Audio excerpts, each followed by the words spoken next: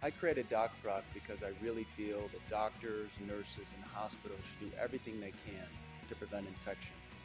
When I looked my patient in the eyes in the office and said, come into the hospital, have this life-saving procedure performed, and that patient a few years ago got a hospital-acquired infection and died, that's what changed my mind. And I said, enough is enough. We have to do more to prevent infection. Our residents have always mentioned that their coats are always getting dirty, and they're always concerned about the bacterial aspect and cleanliness of it, and I thought it was really a great idea. I teamed up with Jerry Levy of Blue Devil Textile, who had a similar personal story of his mother, and together we decided we were going to make a change. So we searched the world over for the very best antibacterial coating. There's a lot of studies that you carry bacteria on your coat, even on your clothes when you come home, so it's important to have a coat that offers this. We know from Dr. Gerba at the University of Arizona, also known as Dr. Germ, that bacteria can stick to lab coats and scrubs. And therefore, I might be very diligent about hand washing, but there's the real possibility I could be carrying bacteria from one room to another.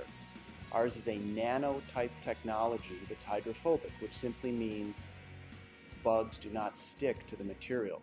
In the rare instances that the bugs do stick, there's a silver impregnated into this compound, and we've known for centuries that silver is antibacterial.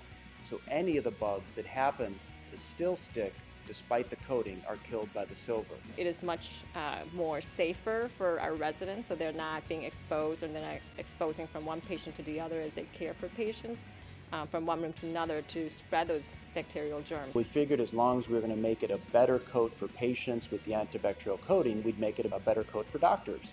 So we put on a special pager pocket that makes the pager very accessible. We have a special holder for the stethoscope earpieces so that your stethoscope can comfortably go around your shoulders but not fall off onto the dirty floor. There's more pockets, there's more areas where you could put your pager, hang your stethoscope, and even a little strap to hold your tie where it straps the tie to the coat so that when you're walking around or bending forward, the tie doesn't touch the patient. The fact that you can tighten the waistline is really a nice feature because majority of lab coats, again, are designed for men, so I thought it was a little more fashionable and functional.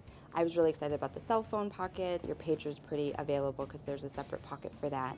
And then the inside pockets are really nice. There's one that's Velcroed, so if I need to put like my chapstick or something smaller in there, it doesn't really fall out. I think overall this code will have a big impact in the long term on the patient care, and hopefully and eventually all hospitals will make this a requirement, and it will decrease the risk of infection from room to room. There is peace of mind in going from patient to patient knowing you have a coat that is cleaner and you aren't giving them bacteria from other patients. The history of medicine is to try and help people, and the only way we help people is by continually learning more about what we do, better ways to do it, safer ways to do it. So I think this really is an extension of the entire medical profession and medical field, is to try and think about how we can do better. And the way we can do better is to prevent infections.